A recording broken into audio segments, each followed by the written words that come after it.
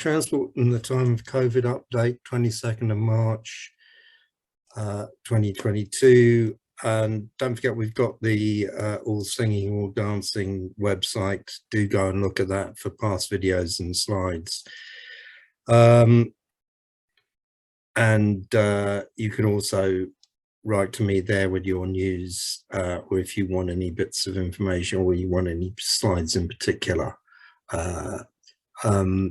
I can't actually sort out problems in a particular location, but do feel free to email me, and you can either ask questions in the chat or do a presentation yourself, as Claire said.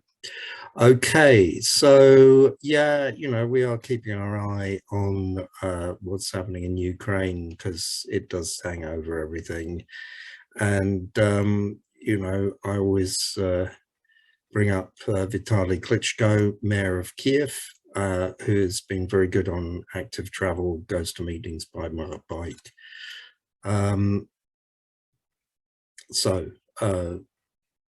don't know where those stickers are exactly, but they are around, and I think people are making various stickers themselves and putting them on their bikes. Okay, now this was from the International Energy Association, a 10-point plan to cut oil loose. I think it could have been a bit beefier, but people do seem to have liked it. So there's the graphic. Reduce speed limits by at least 10 kilometers an hour. Do some home working. Car-free Sundays in large cities, make public transport cheaper, incentivize micro mobility and walking and cycling. I'm not sure what incentivize actually means. As I say, I think you need to be a bit more robust, but that's my point of view. Alternate private car use in large cities that use even and odd numbers, registrations on weekdays. I'm not that sure about how successful that's been in the past, and certainly be open to abuse with the kind of problems we have with dodgy number plates. Urge car sharing practices, efficient use of freight trucks and goods deliveries, trains avoid business travel, and hasten adoption of electric vehicles. As I say, it's a bit mimsy, but anyway, it should be shown. It's been in the news. Now, this is a new report from Creds, and it's very important. You should take a look at it. I'm just summarizing some of the points from it. The points are the summary points by Stephen Joseph, formerly of Transport 2000, now Campaign for Better Transport. He's now lecturing at Hertfordshire University, and also Greg Marsden doing some of the summary points. Here they are. Weekday traffic is still 10% down on pre-pandemic levels. Congestion levels are lower at peak times. Car ownership is down, but that's mostly from 2 cars to 1. Car sales are down. There's a lot more walking, and that's remaining high. The big flight from the city, which was talked about, people moving out to towns and doing more remote working, that doesn't seem to have happened yet, but that may be because of delays in the housing market. It may still happen to some extent.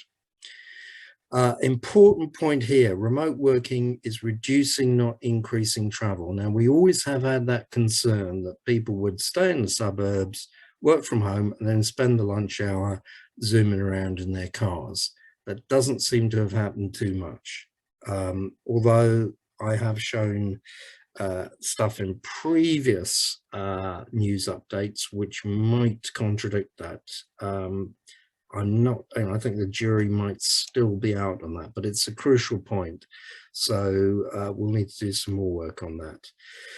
So on cycling, Greg Marsden says, we don't know yet the impacts on cycling. net change looks small. Lots more people leisure cycled, but commuters who used to cycle were also more likely to work from home. Back to bike and transitioning occasional leisure cycling to utility are key. Right, so that fits in with various things I've said about cycling from the evidence as it's come through over the last 2 years. Anyway, there's a lot of evidence there. Do look at that report. Something else, the Climate Environment Committee, Parliamentary Committee had Professor Gillian Annable, who's also on CREDS, Chris Boardman, the Active Travel Commissioner, Interim one, and Stephen Edwards of Living Streets, and they were asked for their top 6 things that they wanted. And they were: create a car traffic reduction target and plan for England, create a few demonstrated destinations, create a consistent pipeline of funds for active travel, including revenue funding for councils, not just capital funding, do a cost benefit review and carbon sift of transport plans, and make sure public and active transport are accessible for all. Those were their 6 key points. Here's the reading list. Must reads there are, this one is the Nobody Left Behind report about inclusiveness in post-COVID and reduced carbon travel. And here, the new thing, there is yet another report on how bad problems from car use, like poor air quality, are. Yeah, so that's the new one there. Also new, there's a play at the British Theatre which is going to be televised on Tuesday the 31st of May, called Straight Line Crazy. It's got Ralph Fiennes in it. I don't know if we've ever referred to a play before on Ideas with Beers, and it's about Jane Jacobs and her struggle against Robert Moses, who was a massive, great road builder in the 50s and 60s in, I think, New York and other American cities, I believe. Do go to that link. The story of Moses against Jacobs is one of the classics of car culture and how people reacted to it. There's a letter on the need to lower speed limits to cut dependence on Russian oil and Financial Times from the great and good. And that's all the new stuff. I don't know if Mark's here, if there's any new on active travel fund build allocations, whether the results of the bids have been announced yet. I haven't seen anything. Bob, I am here, but I think there was an APG meeting yesterday which I couldn't make. There's anyone which Trudy Harrison was speaking at, and I asked Adam Kaufman to ask her that question. But Adam said almost certainly she would answer by saying, watch this space, or something vague. Was anyone at that APG meeting? It's nothing standing. I think it's pretty much watch this space. Yes. Okay. Yeah, thanks, okay. Well, Guy. there you go. I made it along. If I could share a couple of headlines. That would be great. Thanks, Claire. On this specific subject of the active travel fund allocations or other things, just maybe we'll leave it to the end of the update. Just okay, yeah, I'll just check my notes as well, and I'll come in at the end, Bob. Righty-ho. Okay, now here's a picture of Adam Tranter, who we had wanted to speak today. He's always very good at speaking, and there's a picture of him cycling past number 10. I don't know if he did actually go in or not. I was hoping to ask him, but anyway, we'll ask him when he does speak in a couple of weeks' time. Okay, Brighton and Hove. Now, the heading in this news thing, again, I'd ask Mark to comment on it. It says a vote in Brighton and Hove Council provides route back for the Old Shoreham Road cycle lane. And that's about the approval of the local cycling and walking infrastructure plan, or LSWIPs as we know them. These are quotes from the relevant councillor.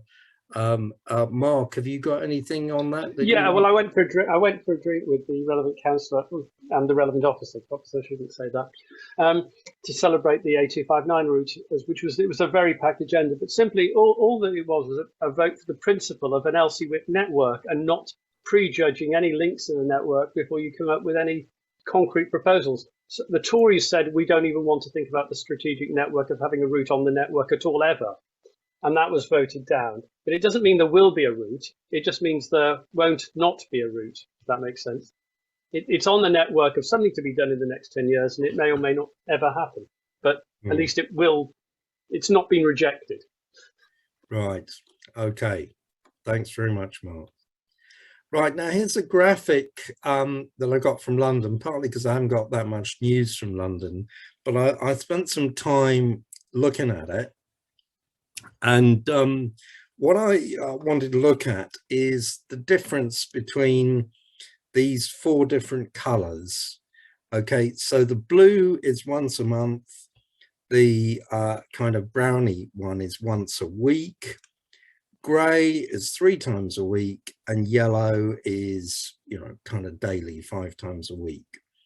And I just spent some time, these are sort of Hackney and Lambeth are well known as having lots of cycling way out in outer London, in Bexley and Barking and Dagenham. There's hardly any.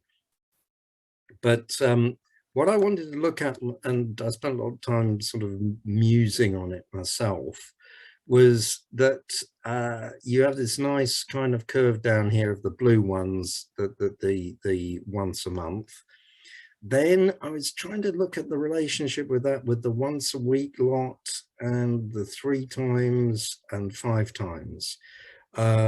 Because you can see here that the 5 times a week, the actual everyday transport, there's a significant difference between 11% in Hackney and 6% in Lambeth. And it's really getting to those sort of everyday type cyclists that I would like to go for myself. And I think there are key issues there. Why is it that people have a bike and they do use it fairly regularly, but they don't use it as their everyday form of transport? So it's just something I'm musing on, and it's just something I've personally been interested in. Now, the only other news from London is that according to someone on social media, Barnet has historically been very anti-cycling. They did plan to put in cycle lanes on the A1000 with active travel funding. There is now a suggestion they're trying to modify these cycle lanes to make them less desirable for cycling, and they're using an ETRO to do that with. And the implication was that they're trying to get that financed through the active travel fund. And the person posting was saying, well, they shouldn't be allowed to do it, or they're not legally entitled to do that. I don't know what the situation is exactly, but if anybody's got any news of that or what the protocols are, they may want to say something. And that's mainly it. Back to Kiev, happier days.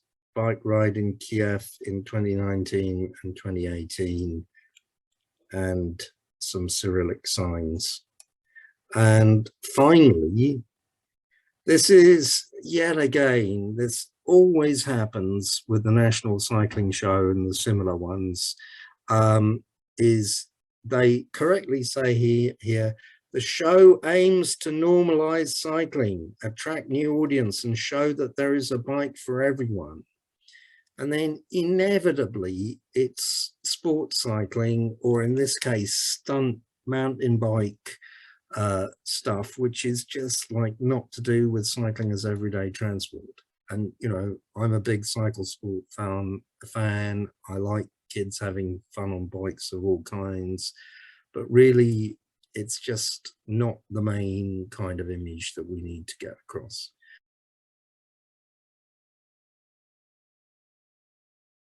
I'm here to talk to you today about the Big Birmingham Bikes project. When I was asked to come along and talk to about beers with ideas, I thought, well, even ideas with beers, I thought, well, that sounds really interesting. But then I got the disappointment of finding out there wasn't any beers involved. So it's going to be a real whistle-stop tour, because I've told I've got 10 minutes, and I have got a bit of a throat. So if you hear my throat going a bit, it's not COVID, but I've got a bit of a sore throat. So I'm just going to start sharing my screen with you.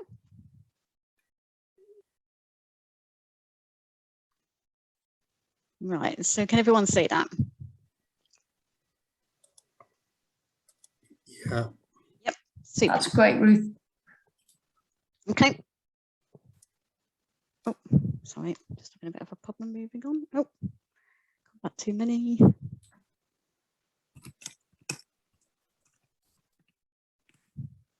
Right, sorry. So this is us, the Active Wellbeing Society. We're a community benefit organisation working to build happy, healthy communities, living active and connected lives.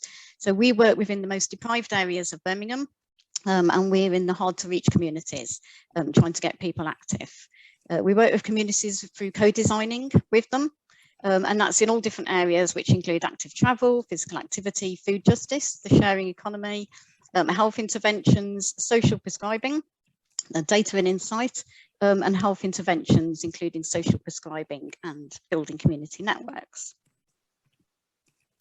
So this is us, the Big Birmingham Bike / Big Bike project. And we are both, because when we're outside of Birmingham, we are the Big Bike project. So we are working in other areas as well. Just going back to the origins of Big Birmingham Bike. So we were initially part of Birmingham City Council. We came out around about 2017. 2018. We had a very small pilot project at the time called Bike North Birmingham, just working in the north of the city. But what followed from that was, it was really evident that there was a real necessity for people to actually have a bike. The biggest barrier for people to even get into cycling is the fact that they don't have a bike in the first place. So we had a lending scheme where we loaned bikes out to people. We did lead rides and learn to ride. But what we found was that the barrier and the accessibility of a bike was the main problem. So even when the project finished, you know, we still had this huge problem across the city. The Birmingham Cycle Revolution came along, which was amazing. It was a £70 million investment in the city, which included some infrastructure. And as part of that offer, there was an investment of 5,000 bikes to give away to members of the communities, and those were living in the index of multiple deprivation areas 1 and 2.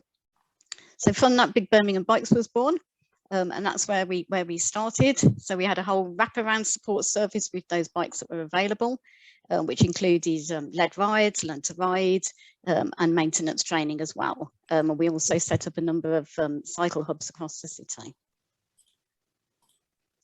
So our approach is to co-design with the members of the community, our partners and stakeholders.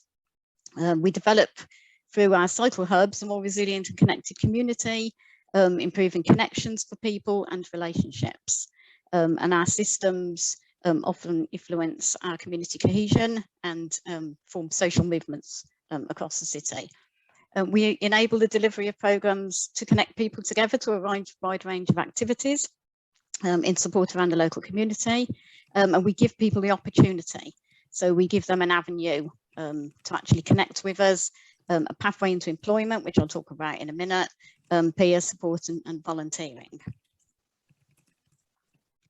This is our current delivery offer, some of what we offer at the moment. So it's what you would expect to see on a cycling project. So learn to ride and lead rides. And we often find with lead rides, people who have lived in a certain area for a long time don't actually realise what's on their doorstep. So when you take them out to a nice park or a lake, you know, they're quite surprised that actually that's on their doorstep. And it's also a good opportunity for people to get together and socialise. We recently gave away bikes to key workers, and that was as a result of COVID happening. So anybody who was a key worker could apply to us for a bike, which we actually started off with a loan, because through the hubs throughout the city, they were dormant during COVID. So we decided to loan them out to key workers to be able to get to work. So people that were working in hospitals and supermarkets and surgeries, etc., could apply for one. And that actually had a massive impact on those workers, because where they were cycling into work in the morning now, they were actually ready for the day ahead. They'd done their physical activity, they'd been outdoors, and equally when they'd had an awful, horrendous day for most of them, to then cycle home, they'd actually de-stressed by the time they'd got home. We've always had a free bike giveaway element, which again I'll talk about in a minute. Bikes on prescription, I'll also talk about, and e-bikes on prescription. So I'll talk about a lot of these going through, but they are what we currently offer. We also offer bikeability. So in most cities, it is the local authority that offer the bikeability. In Birmingham, it is the Active Wellbeing Society. It is the old cycle proficiency, what most people know it as, and we deliver to children in schools, but also out in the community for families to access as well. So we have a different model here in Birmingham, and we try and invest in our volunteers. So as much as possible, we try and target people living within the most deprived communities to actually get into cycling and to see it as a pathway to employment. So what we do is we pay for, because for a lot of those people living in those communities, the cost of going on a cycling instructor course is really expensive. They don't have the funds to do that. So before the bursaries came along, we were actually paying for instructors to go on the course, and then they could pay that back in their time, in weeks or months that followed, depending on their circumstances. So that was a great way to access those people and get them into employment with us. And they're now working in schools and in the communities. It's an opportunity for the community to give back to their local communities. So we find a lot of people become an instructor because they want to give something back to their own community. And we've also just had some funding for the Widening Participation Fund, which will enable us to work with 70 young females aged between 10 and 16 to join the movement and build their skills and confidence. So we're going to be training them up, we're going to be giving them a bike that they get at the end of the programme, and sort of creating a youth club atmosphere. So they'll have the t-shirts and the gears and go out promoting, because we find there is a drop off with females of that age bracket, but to try and get them into a group and to socialise together. So we're doing that in 2 areas across the city. We also recently got announced as the Bikeability Awards for the Large Organisation of the Year, which we were really proud of. So this is our free bike model. Basically, it's based on the COMBI behaviour change, about capability and opportunity and motivation leading to behaviour change, and vice versa, people's behaviour leading to opportunities, motivation and capability. So at the core of the offer, we have the free bike giveaway, with the whole support package around that, which includes the cycle training and the maintenance for people to access. And the whole circle there, you'll see there's the Learn to Ride, advanced training, led rides, free bike hire, supporting enterprises, the community cycle clubs, which we're working with a number of those across the city, and the bike hubs. So this is our bikes on prescription offer. And again, this is an extension to our free bike giveaway offer that we have. And what we're doing is we're working with a number of GP practices and medical centres across the city to give bikes out to those who would benefit the most. So that's those who are suffering with their mental health, their physical health. There's a number of routes into the scheme, and that can either be via a social prescriber. So we employ a number of social prescribers here at TORS and work in just over 50 surgeries across the city. And GPs can directly divert patients in who they think would be in need of a bike and would benefit, but equally the social prescriber can also do that referral process as well. So if you look on the right, that's actually a chap called Kirk over on the end there, the guy with his thumb up. He had a drug addiction problem for 40 years. He stopped and then found he put on weight. He suffered from diabetes as well. So he's now having a bike to cycle, and he's actually said that he wants cycling to be his new addiction. In the middle, just quickly, is a mother of two, Vicky, who's a mother on her own with the two children. The two children had bikes for Christmas, and she had no chance at all of being able to afford a bike. She's a single parent, and we gave her a bike, and you'll probably see the grin on her face. She didn't stop smiling for ages afterwards, and she did tell me that she wanted to cry, but she had this huge smile on her face. Corsa on the left, that's based outside our Omnia practice, which is one of the biggest practices here in Birmingham. And her husband had a bike, she'd never had one. She learned to cycle through our Saheli women's group here in Birmingham, and came to collect her bike there. And those are some of the reasons there of why and how people get into the scheme in the first place. And so this is our cycling and prescription and walking model. And I've included that because it's an active travel, but you can see over on the right via the hexagons, all the areas of where we connect and build people and lead people into. So it's not just cycling, it's walking as well. We have a number of walking groups across the organisation, and they're also diverted in through the surgeries as well via their link worker. We have a unique text messaging service that we can support people with and divert them in. And a number of patients are suffering with, you know, a lot of different conditions there. So the Cycle to Wellbeing bus came about on the back of the Bikes on Prescription, and it sees us working with 3 direct surgeries that are fairly close together. And we have this Cycle to Wellbeing bus where we can try and connect people, and the aim is for people who have similar conditions. You know, some of them are isolated, some have anxiety, some have depression, but for them to come along and join a small group each week. And we pick up from each 3 of the GP surgeries, so you can see there where we call at, and pick up people, and then we take them into the local park and take them on a nice cycle ride together. The aim is that they can hop on and off the bus whenever they like. For some people, you know, a short ride is enough, especially if they've got medical conditions. And for other people, obviously, they may want to cycle the full length of the journey. So this slide here is about our therapeutic rides. And what we found during COVID was that we had a number of people dialing into the Active Wellbeing Society because of their worries, their anxiety, their depression. Some people were isolated, some people hadn't left their homes in weeks.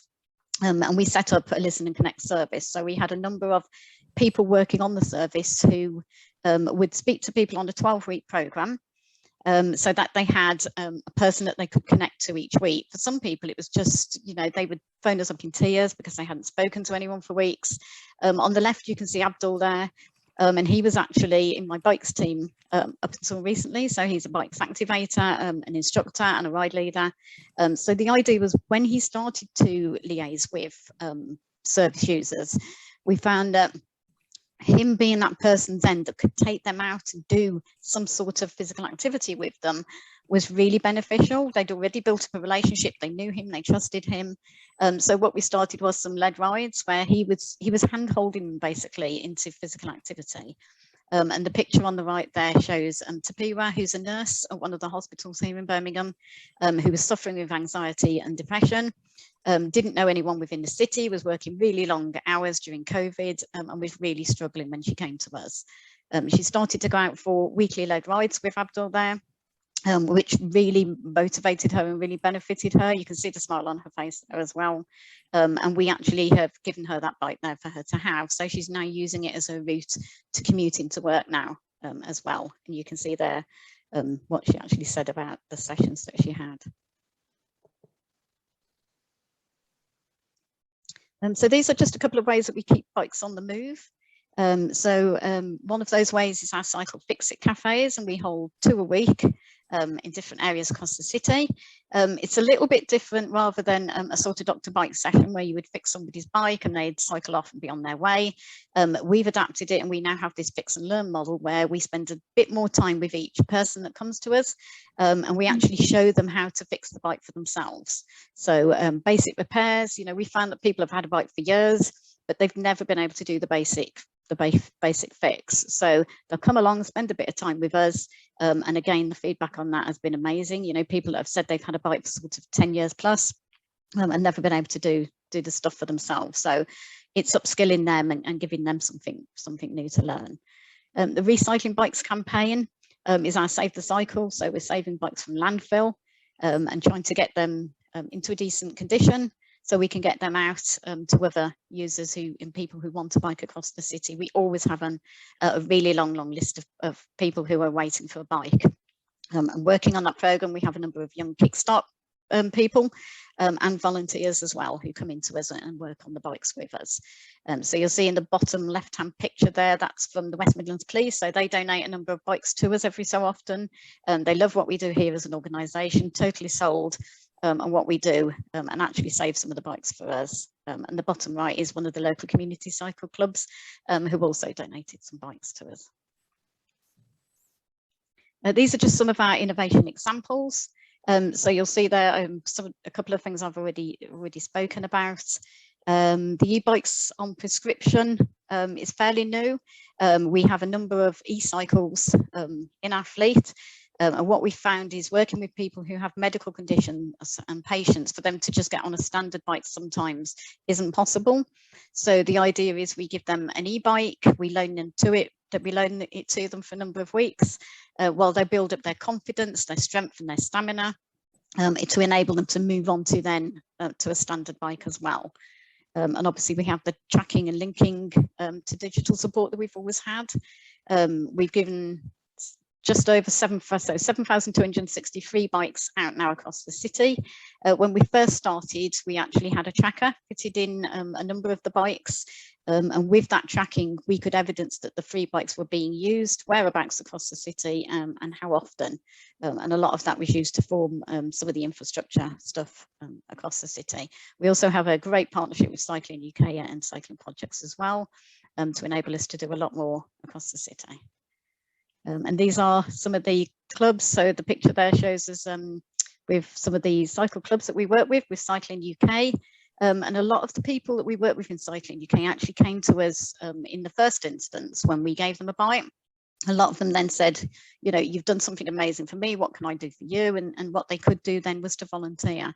So become a ride leader or become an instructor, you know, go and volunteer, help out your local community club.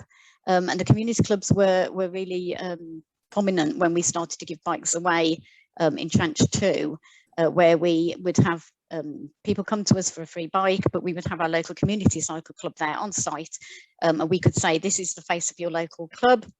You know, they go out however many times a week, and this is where they ride to, you know, and you want to go and have a chat with them to join in with them. So these are some of the help that they give us as well. So they've supported us with food deliveries during COVID, clothes deliveries, working in schools. So we've trained a number of them up to go and work into schools delivering bikeability. And they obviously do their weekly lead rides and learn to ride lessons as well. So in return for their help with us, you know, we provide opportunities for them and pathways to employment again. We provide the bikes for them to use out at the community clubs and offer a mechanic service as well. Volunteers are hugely important to us. This picture here shows Adam, and he came to us at the beginning of COVID. He'd promised himself he was going to come and help out, and he'd been telling himself he was going to volunteer for a long time, but that was the final push for him to come and help out. Wasn't a typical volunteer for us because he actually played the violin at the Birmingham Symphony Hall. But came along one day and I talked to him about what we did here at the Active Wellbeing Society, and he was just totally sold and said, everything you've said is what I want to do. And in fact, he wrote an amazing report back to us. He's now gone back to work, unfortunately, but while he was with us, he was so inspired that he went on to go and do his Cytec mechanic training so that he could help us even more. And he worked with us for over a year. But it's a sad loss to us at the moment, but he does say there about some of the work that he did while he was with us. These are some of the stats. So they speak for themselves, basically. We've given away 7,263 bikes across the city so far, and 82% of those in phase 1 were actually from the top 20% most deprived areas across the city, and 62% were from BAME communities, with an even gender split across that. You can see the other stats there, as I say, they all speak for themselves about what we've been doing since we started. So we're not just working in Birmingham, we are now working in Essex as well. So we have a project down there called Essex Pedal Power, of which we are a partner on the project. So again, they loved everything we do here, and they've actually mirrored the project down there. So Essex Pedal Power has a number of partners as well, which are Active Essex, the South East Local Enterprise Partnership, Tendring District Council, and Essex County Council as well. We employ the lead on the project down there, and we also employ a couple of staff who work down there as well. And they're also doing the free bike giveaway model. They're based in Jaywick Sands and Clacton, which are the two most deprived areas of Essex. And we've recently started working in Southall with their Let's Ride Southall project. So again, there's these different to ours here. We're offering specialist consultant support and advice for them. But they have what's called their social movement.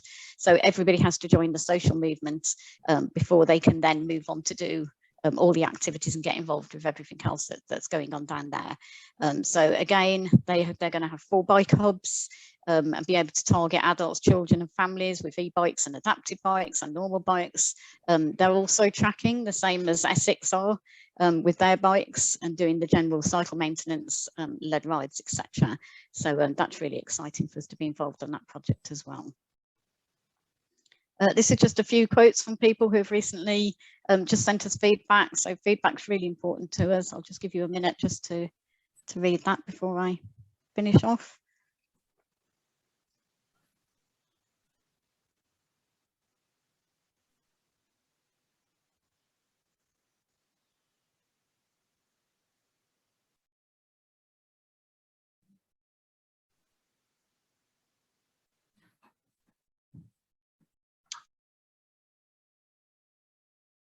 I mean, it sounds like a scheme that should be national, and so I just wondered, there might be people on the call who've thought, oh, you've grown into Essex and Southall, and are you open to people getting in touch to say, oh, how might we do a version of this where we live? Is that something that you're trying to do actively? Yeah, absolutely. I mean, our chief exec is actually, so it's Karen Creevin.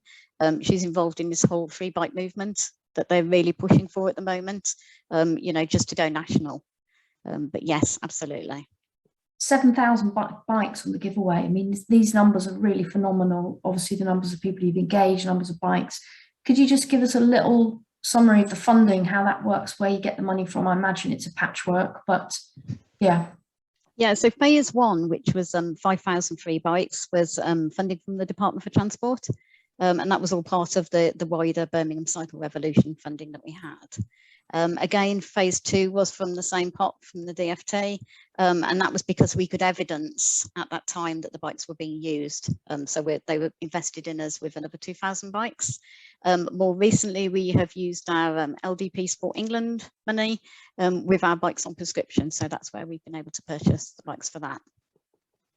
Yeah, hi Sue, thanks very much. That was a brilliant presentation. And given that you're focused on people in areas of high deprivation, and this might be, I don't want to sound like, I would have a perception, and maybe a false perception, that people living in flat complexes or in social housing might have trouble with storage for bikes at ground level.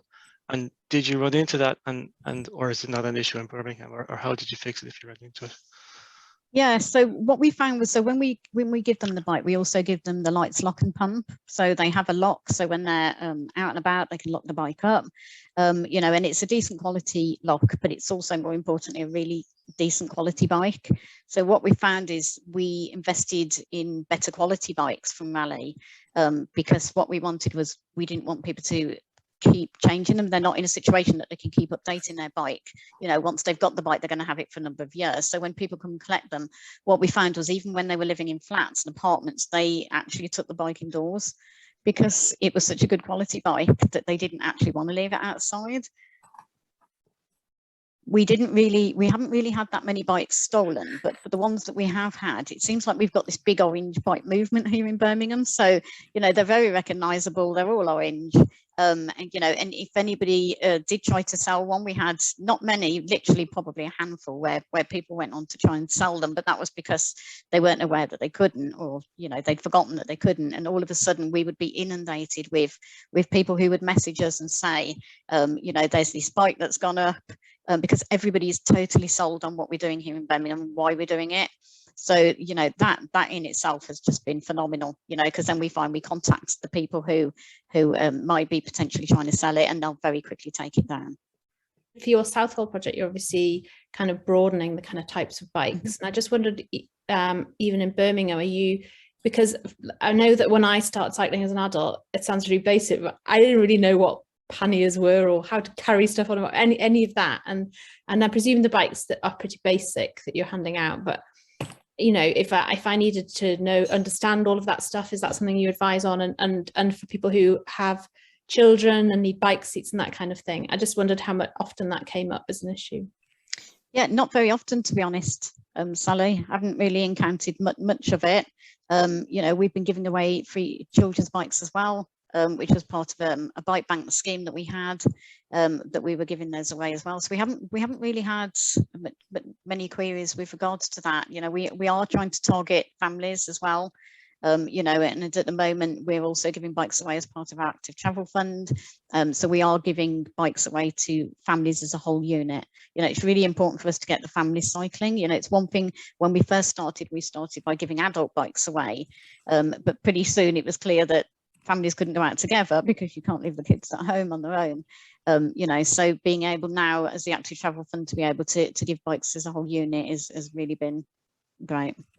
When you were doing the teach people to fix bike sessions, roughly how long did you find was good to allocate for the sessions? You know, because you were saying that you kind of actually wanted to make it a bit of a learn session, not just a fix. Yeah, so they've sort of adapted over the years. So when we first started giving bikes away, we offered basic cycle maintenance. So people would come on a 2-hour workshop and learn the basics. What we are now doing is out in the community for people to come out, you know, on a one-to-one basis. They don't have to book in. We don't have a booking system because we see that as a barrier to people, that you've got to book in. Some people don't have access to the internet.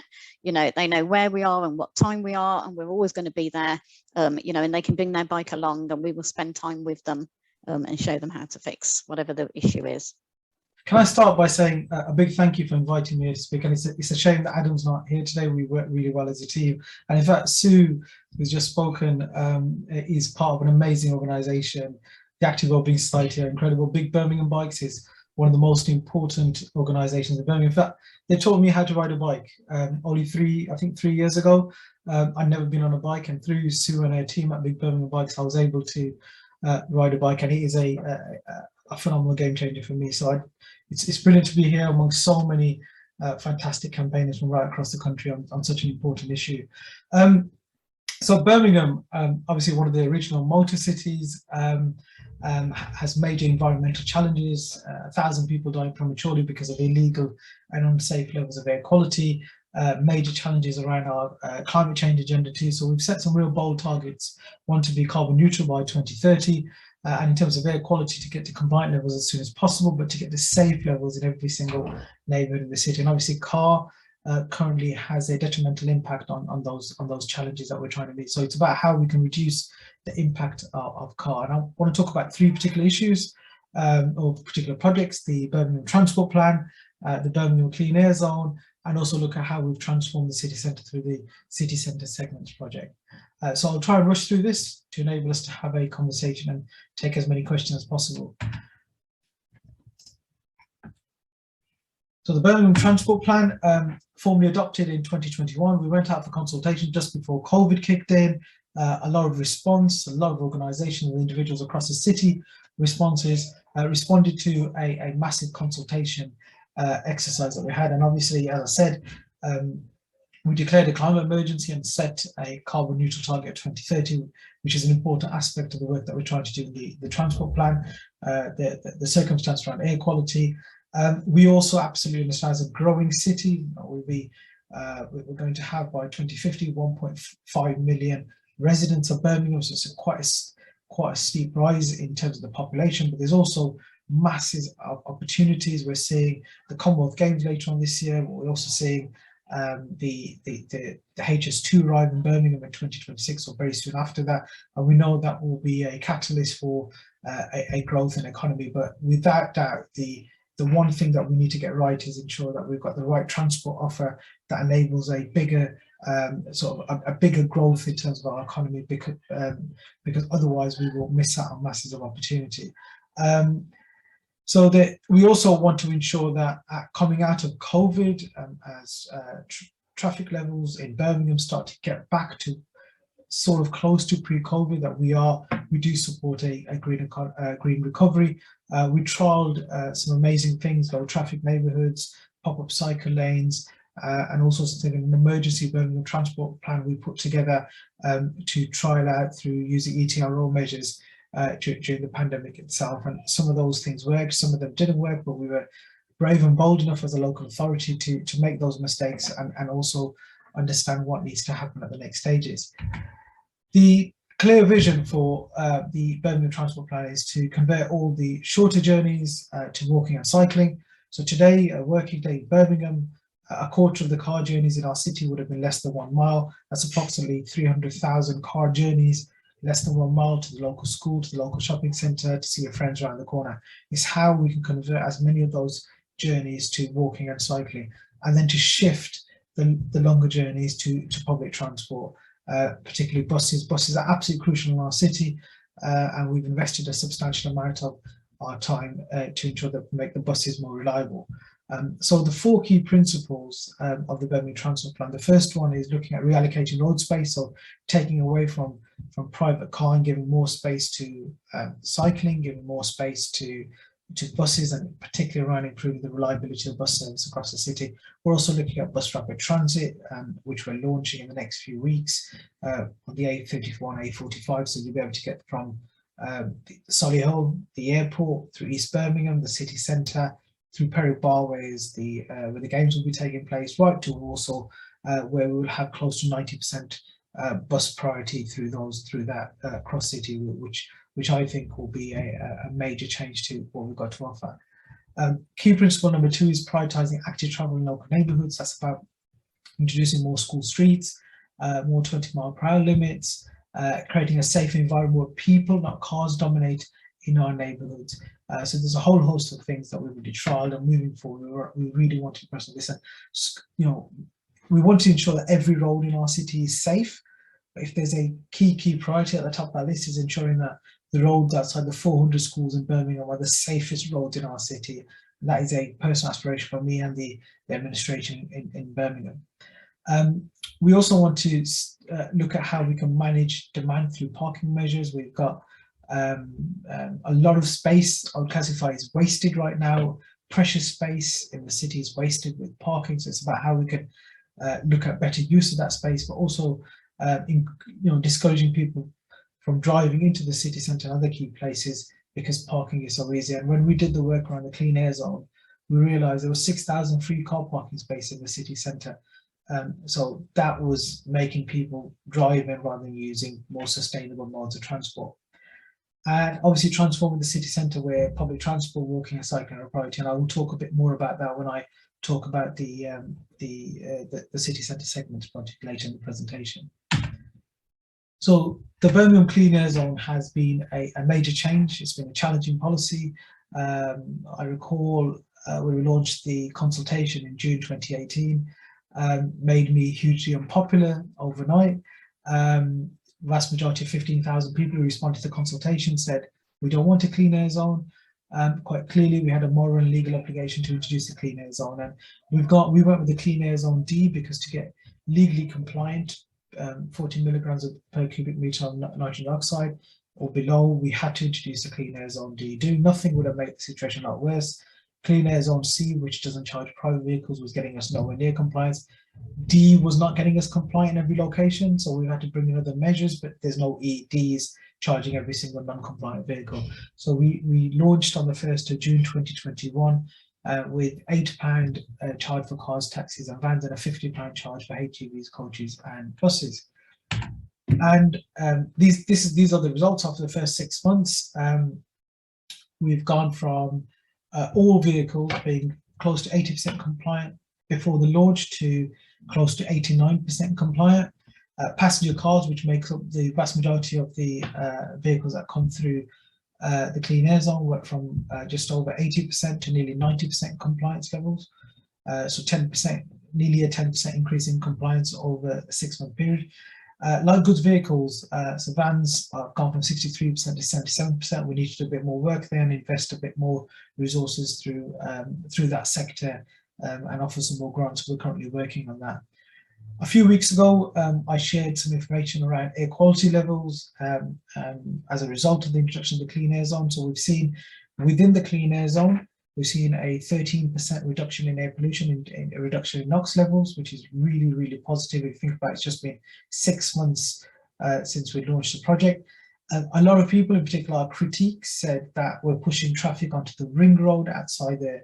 So the ring road, if I just go back, is the sort of thing in blue, which is the border for the clean air zone. So a lot of people said what you're ultimately doing is moving a lot of the traffic there. Our air quality monitoring stations make it very clear that there's been on average 14% reduction on the ring road itself, and there's been a 13% reduction in air pollution right across the city. So this isn't just, whilst the CAS is in the city centre, that's where we had illegal levels that had to be addressed very, very quickly. What we understand is when vehicles drive into the city centre, into the CAS area, there's a positive impact beyond the city centre too. And I think a perfect example, buses are nearly 100% compliant, and the bus operators have invested a substantial amount of money to upgrade their vehicles. So the buses that come into the city centre via inner city Birmingham and wherever they're coming from are obviously cleaner buses than they were prior to the launch of the clean air zone. So this shows the how compliance has increased from 73 to 82%, and non-compliance has reduced from 18.7% to 10%. There's also some exemptions in place that we've got. So people that live in the clean air zone have had an extra 2 years to get compliant, and those who earn less than £30,000 and worked in the clean air zone have had a 12-month exemption, which comes to an end at the end of May. So these figures are something we're really pleased with. City centre segments, obviously city centre is key to the work of the council and the city as a whole. It's where the major employment hubs are within the city, and we wanted to encourage more people to walk, to cycle, and to use public transport across our city centre. So the city centre segments we're bringing in. Earlier on I said that even a clean air zone D wouldn't get us to compliant levels. So this is one of the pitches we made to government to say, whilst you give us this legal directive, a ministerial directive, and a legal demand to get us to compliant, and a D won't get us to compliant every location, we've got some other measures. We're taking away 6,000 free car parking spaces, and we're bringing in the city centre segments and also making some other modifications to encourage more people to use sustainable modes of transport across our city. Basically what we're saying, if you want to go from one, you can still drive in as per normal to any of these quarters that we're currently working on, but the only vehicles or the only form of transport that can travel through these quarters will be buses, will be walking, and will be cycling. If you want to get from the west side quarter to the knowledge quarter, you can do so. You'll have to go back onto the ring road and drive all the way around, and hopefully that will encourage behavioural change to more sustainable modes of transport too. So we trialled some aspects of this during the pandemic. There was a bit of noise, and we've been doing a lot of engagement before the formal consultation with businesses and the business community right across the city, in particular the city centre, to get them absolutely on board. And that's where we are. The final thing I'll say before I open for questions, on the clean air zone, obviously the money that's generated through charges and fines has to be reinvested into public transport projects. So today at Cabinet, we've agreed 2 reports. One report was for a £5 million allocation, £1 million to create more school streets in Birmingham, £1 million for cycling infrastructure. But cycling infrastructure on its own is not good enough, so we've allocated another £1 million for projects such as Big Birmingham Bikes and bike giveaways and more community cycling hubs in the city. We've also looked at air quality monitoring, and we're putting in air quality monitoring stations, 1 in each ward, in a school, one at a school in every electoral ward in the city over the next few weeks, but one in every single one of those 400 schools within the next 12 months too. And there's some more money to introduce more 20-mile-per-hour limits. That was one report. We've also allocated £4 million to be divvied up to all the neighbourhoods in Birmingham, £20,000 to a single councillor ward, and £40,000 per year to a 2-councillor ward to spend on initiatives that support more active travel, improvements in air quality. So, if you're driving in with your diesel car and you're paying the £8 charge, or you're ending up paying a fine because you didn't pay that charge, that money is being invested into really important projects to improve active travel right across our city. And hopefully we can use some of that infrastructure funding, the cycling infrastructure funding, to enhance on the 2 super blue routes that we've got in the city, and some of the other routes that we were originally trialling during the pandemic to make them more permanent. I'm going to stop there because I'm sure there's loads of questions that people want to ask. Thank you, Claire. We will open for questions. I've got a couple in the chat, so I'm going to bring those in shortly. But I thought I'd ask the first one, which is, this is a kind of, really political area, isn't it? Obviously, you get kind of opposition. And so I wanted to ask, where you began on this. So was it something that you cared already about and you came to, or how did you come to it? And secondly, related to that is, has it taken a lot to get the Labour group on side? I understand Birmingham Council is Labour-led, but you have got a significant Conservative minority. So, could you just talk about the politics of how you persuaded, assuming it was you, to kind of get the whole city politically behind this? That's clear. So I was a petrolhead, typical Brummie, but as a politician, I always say I can't make decisions that impact on the citizens of my city, of my neighbourhood, without actually living through them myself. And I'm absolutely, one of the first early decisions I made was to get rid of my car. I share a car with my wife now, so we've got one less car in the household. I use public transport a lot more. But for me, this isn't really about transport. This isn't even really about active travel. This is more about reversing health inequalities. I'm a type 2 diabetic. My dad died at 54. He was a taxi driver in this city. And I just think about the masses of health inequalities that exist in many of the neighbourhoods in Birmingham. And it's how we can reverse them by ensuring that the way that we move and the way that we exercise and the way we walk, but the way we live our lives, and how that impacts on our well-being. So for me, this is more about public health than transport. That's been kind of at the forefront of my campaign to get Birmingham to take up some of the initiatives that we talked about. We know that, as I said earlier, I became very unpopular. I still get trolled a lot on social media because of the clean air zone.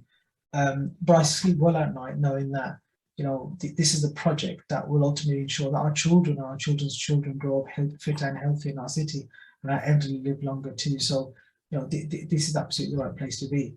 The Labour group, there's a lot of fantastic supporters of the initiative. Not everybody is 100% on side. I think some of the members of Parliament in Birmingham have been probably harder to convince that these are the right policies than the councillors. But there's been a lot of conversations and some really tough decisions, but the right decisions that have been made. And obviously I tell you what has really helped. So we used to be a council that elected councillors every year with one fallow year in between. So every 4 years there'd be 3 local council elections. In 2018, for the first time, we went to a 4-year cycle. So the next time there's elections after 18 is in a few weeks' time on May the 5th. What that enabled us to do was, rather than have a third of the councillors being elected and the other third going straight to campaign mode, it is a bit of a breather from making some of those difficult decisions. So in the first 2 years, obviously not expecting the pandemic, we thought we're going to make some really, really tough decisions, and people will, and particularly councillors and community, will start to see the fruit of those tough decisions and understand why we're doing them in years 3 and then ultimately in year 4 too. So, and I know, and I speak a lot to my council colleagues from other places, we have those annual elections, it's a lot harder to get those decisions. And I know the clean air zone would have been much harder to take through the Labour group had there been those annual elections. So, there's plus sides and minus sides on the 4-year cycle. I always think that it's changed the way that we politically approach some of those tough decisions. On that subject of sort of pushback, question in the chat, how much pushback has there been from people who think that kind of having to drive further is more polluting, and just say, well, they can't use other forms of transport? Has there been a lot of pushback, and if so, what are you doing about that? So I think there's been some genuine pushback because the public transport system in Birmingham is not good enough. In the last few days, we've had the Metro suspended by the Tory mayor for the 3rd time in 9 months because of health and safety concerns. Buses, we're not in London where Sadiq Khan as a mayor has massive control over the buses. We've got private operators providing services here on the buses, but I can't wait around to bring forward the hundreds of millions of pounds of investment rate into public transport, because people are dying. 1,000 people are dying prematurely every year because of poor and illegal levels of air quality in our city. So we can't wait. We have to get on with it. So there's been some of that. There's been some pushback because people just there's reluctance to change, and unfortunately there's been a lot of politics too. We worked very closely with the government to introduce the clean air zone. We'd have loved for a Conservative minister to join me outside the library back on the 1st of June when we launched the clean air zone. The Conservative ministers were telling us one thing. The Conservative mayor kept changing his position. First he thought he was good, then he became negative about it. And the Conservatives on the council have been very, very negative about it. So there's, they've tried to politicise such an important issue of air quality in our city, which has been really disappointing. But I'm not just going to point the finger at Conservatives. I've had Labour MPs do the same, and it's very, very difficult to do that. But we've remained focused on our goal, and now that we're starting to share the results and the improvements in air quality, and ultimately that will have an improvement in people's health. Hopefully a lot of that noise will diminish, but it's not job done. I've always said the clean air zone, as some of the work we're doing, is a start in a city as big as Birmingham, a city that's prioritised the car's been king in terms of decision making for decades. We're not going to be able to overturn this overnight. So there's a long campaign, a lot of work to be done to get to where we need to get to. On that subject, I'm going to ask the question that Jim, who's from one of the campaigning organisations in Birmingham, has asked, which is, in your view, what are the things that active travel campaign groups or just, supportive resident groups get right in their approach to elected members and the general public, and what might they do differently in terms of, aiding people like yourselves in getting this through? What can we do better? What are we doing that works? What could we do better? What really works is when we get those localized micro hyperlocal campaigns in neighborhoods. A lot of them focus around school communities, and when you get young people leading on it, the young people in Birmingham are amazing. It was because of them we declared the climate emergency. They pushed us against the ropes with the youth climate strikes that they had every Friday in Birmingham. And I think if we can get more young people, more communities, but particularly young people, leading those campaigns, bringing about those changes, and simple things like getting more parents to walk their kids to school, getting more parents to cycle their kids to school. Things like that, I think, will go a long way in addressing a lot of the challenges we've got. And hopefully, if our children in Birmingham can grow up where they're walking and cycling far more than we did, that will follow through, and when they grow up and start to become adults and start to work, they will look to utilize more sustainable modes of transport. And I'd really like I'd really like more people to, David Cox is on this call from Push Bikes, but I really want to see the sort of campaigners challenge politicians like me and people from across political parties to get some firm commitments over the next 6 weeks before people go to the ballot box. There's a real opportunity to the cycling community in Birmingham is a big one. I'm convinced Andy Street won the first election his first mayor election when he surprisingly beat the Labour Party because he had a better vision than the Labour Party did on cycling. Whether he delivered on that is a different question. But I'm convinced if we can get more challenge on politicians of all political parties over the next 6 weeks, that will hopefully result in some firm commitments and everybody signing up to improving the infrastructure, but also improving the accessibility of bikes for all communities. And that's really helpful. And is there anything you think that doesn't help that campaigners should sort of stop doing? One thing I'll say is it'd be really helpful if campaigners didn't just go to a few of us, and if they started to lobby right across the city. In particular, I'd like to see, so some of the big major health inequalities in Birmingham are in areas where you've got large ethnic minority communities. And I've had politicians and communities say to me, why are you putting cycle lanes into areas dominated by Asian or Black communities? Go put them into the white middle class areas. And now we could easily do that. We've got some open doors in some of the white middle class areas. However, what we're absolutely serious about is reversing those health inequalities in the communities that absolutely need that level of support. So what would really work for me is if we can get in terms of the campaign teams, if we can get more diversity amongst the campaigners and ensure that that there's lobbying taking place, not just in Moseley and King's Heath, but lobbying taking place in Small Heath, in Sparkbrook, in Sparkhill, in Birmingham, where you've got some of those communities that are very reluctant to this change.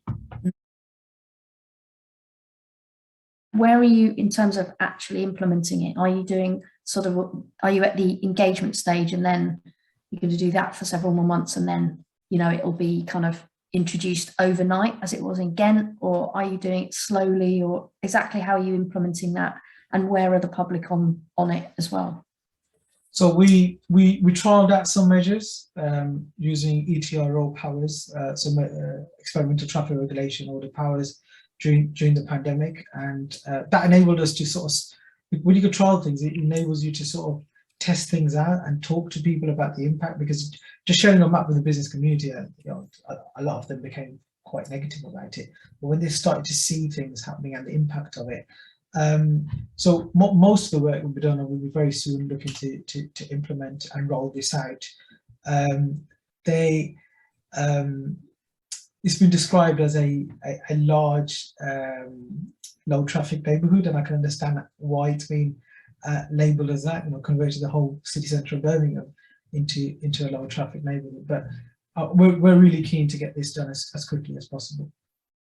When it comes to things like electric car charging, I know that Greater Manchester started using this concept called e-hubs to basically pair any sort of electric charging with a car share as well as e-cargo bike share. And I've seen it locally within West of England, Weka, where the kind of focus has been on this idea of car charging as a solution for communities, whereas pairing it and saying, look, if you are going to provide EV charging, you should be providing share cars or shared mobility services to kind of say, look, you don't need to own a car, but if you have one available, but there is one available should you need one. And I'm wondering if that's something that's that sort of conversation's happening, or whether or not it's kind of stuck at the, hey, look, we're going to put EV charging points in on our streets and we're good. Thanks, Adam. Really good point. I wasn't aware of the conversations and the concept that Manchester was looking at. I'd be really keen to learn more about that. We're currently in a partnership with ESB Energy to develop and deliver EV charging right across the city. We're obviously very focused on getting the fast and rapid chargers in as quickly as possible. But one of the major challenges we do have that many urban places have is providing charging in areas where there's no off-street parking. And I'm looking at some radical solutions on how we can challenge that, but how we can overcome that particular challenge. But Adam, I'll put my email address into the chat if you can share some more information about what Manchester's doing. I'm always one to share what we're doing, but also learn of others. I think that's really important, and forums such as this really help. I've got a question here from Alan in the chat. Have you found any tension between reallocating space for buses and cycling? Do you need separate routes? Is that your view, or are you trying to accommodate both? So we had a bad experience during the pandemic down the A38 Selly Oak and Northfield when we put a bus and cycle lane in. The buses were pretty positive about that. Some of the cyclists enjoyed it too, but there was a lot of noise from communities. So it was a really bad experience with respect to that. But what we want to absolutely do is, whilst we want to improve the bus priority offer that we've got right across the city, we also want to enhance on the super routes within super cycling routes that we've got. So there's plans coming forward on how we're going to expand the A38 route all the way into Longbridge and ensure there's a level of investment. I think we missed a trick at times too. We've got the bus rapid transit down the A34 and the A45.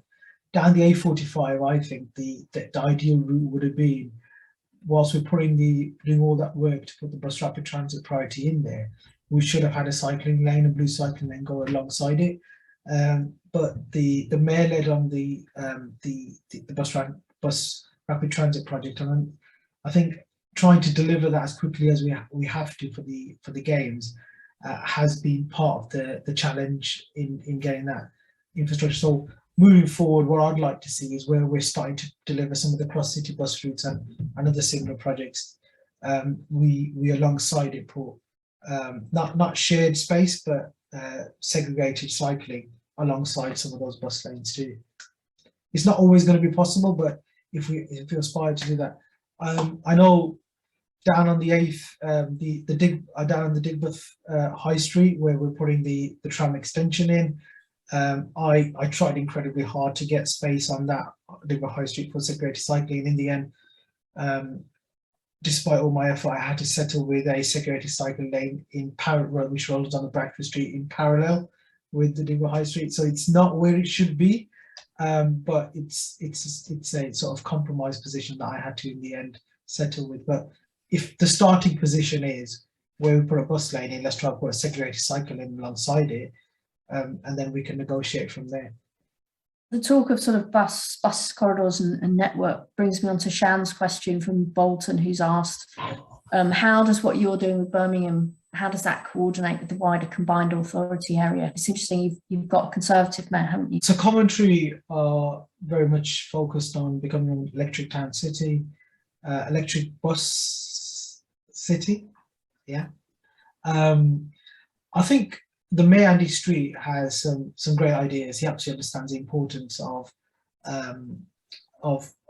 sustainable transport. He understands the importance of ensuring they've got a more reliable public transport system.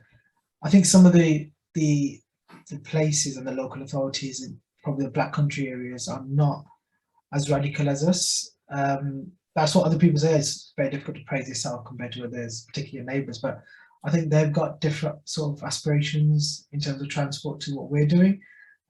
Hopefully, I know Walsall and Sandwell, Walsall's a Tory council, Sandwell's a Labour council, were objecting to our plans to remove a flyover, which was probably like miles away from their borders. I'm not sure I can comment on flyovers in Walsall or Sandwell in the same way that they were objecting to the Perry Bar flyover in Birmingham, but that was another big project that we had masses of objection to. We've done it.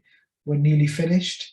It's going to be it's probably going to be the most connected neighbourhood in Birmingham in terms of bus priority, cycling priority, new train station, new bus interchange, bus rapid transit. And we would not have been able to achieve this without the removal of that flyover, that piece of concrete that 15,000 people wanted to protect in and around our region. So I think there's different goals, but hopefully in the coming years we will see other local authorities in the West Midlands follow what our sort of mindset. And we don't always get it right. I don't want anyone to think that Birmingham's perfect. We don't always get it right, but I think we've kind of created a culture where it's okay to get things wrong first time and trial things out, and face up to a little bit of challenge from communities when it comes. The reductions you were talking about from the Clean Air Zone, a question from Wookie, which is, does the 14% reduction get you to below the legal limits? And if not, how do you think you will get there when the exemptions expire, or will you have to do other things? So we're nearly compliant in most locations, not in every location. I think there needs to be some more work done. and it's 6 months in, it's very early days, and obviously we're going to see then over a period of time, you'll see, it'll be interesting to see what happens post-COVID and when people start to entirely go back to work and how that impacts. But I've always said it's not just a clean air zone, there's a wide range of policy areas. Some of the things I talked about today, some of the things I've not had time to talk about today, which will have that overall impact of getting us to safe levels of air quality right across our city. And some of this is mindset, some of this is small behavioural change. So the whole point of bringing air quality monitoring stations in every single school is when parents drive their diesel vehicles to primary schools, they understand how that's impacting on their children's health and in terms of the community, how they're impacting on other people's children's health as well. So it's about the continuous fight back. I've always said that the clean air zone is likely to be a short-term project, because once we're legally compliant, in a few years' time, the government ministerial direction is removed. But we're also looking at things like workplace parking levies and many other things that are within the transport plan. We can't stop just because we're going to get to 40 milligrams per cubic meter of nitrogen dioxide in every single location. That will be counterproductive. What we need to do is go above and beyond that and get to safe levels in every single neighbourhood. I thought it was really interesting that what you've done with ring fencing the income from the some of the schemes to then further reinvest. Did you have to change any regulations about that, or are all councils able to do that as it currently stands? I think all councils can do that. It's part of the legal requirement that any money generated through the clean air zone or workplace parking levies has to be ring fenced for initiatives that support transport, the council's transport policy. So we've in the past invested a lot into hydrogen buses. We want to become a national test bed for hydrogen. We've invested into the Camp Hill train stations. We've invested into pedestrianisation, further pedestrianisation of the city centre. So there's a whole host of initiatives that we've already invested a lot of resource into from the clean air zone. And today's announcements were really important too, because they look at another wide range of policy areas that we're currently focusing on. What would be your advice, given you're someone who's kind of led this change? What would be your advice to other cities that are contemplating this, and kind of things that you'd do differently? So what we've done in the last 4 years has not been easy. It's been very, very challenging. There's been major political issues. We've had a wide range of communities of interest very much opposed to some of the work we're doing. But I remind myself that I didn't come into politics to be popular. I came into politics to change lives for the better.